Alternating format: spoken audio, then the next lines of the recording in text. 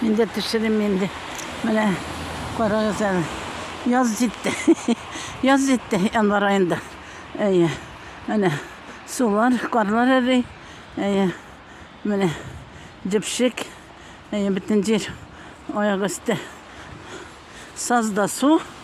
Böyle kara güzel içi sular eri. Koyan çıkarız.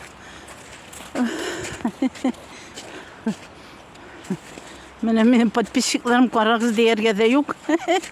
YouTube kanalına yol koydular da oynayıp yataydım şimdi ben. Evet.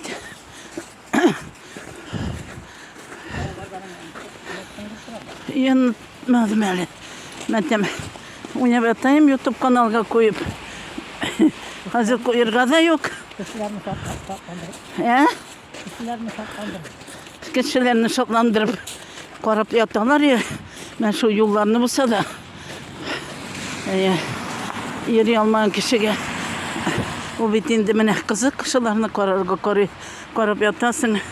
Gönlünü boşatasın. Biten kişi bilen aralaşasın diyen değil.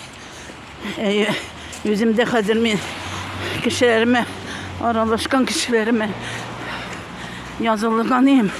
Onlarga da iyileşip bitkeniyim. Bana тоже kızık değil. Olarsız. Yani bu kaga ikisi kere Ирек Шайх bilen Башкирский дома хозяйканы vakadan koruyalım. Şunda katıp uydular bana. Kişiler. Оказывается.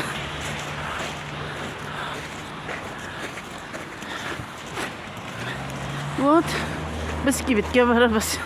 Hadi diyette oturamıyorum. Овощи кушаю, как gece. Aşıysam kimyese de aşıyım. Gece ovuşuyla şapkalı, naşı peçen. Peçen aşıyorum. Tırışıp kıyarlar, kebisteler.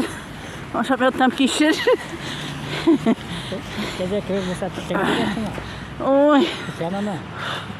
Buldu. Ben de Petruşka'ya varırız. Diyetini yazdım. Nefse pakıp yazıp koydum. Yaraydı. Yara bak.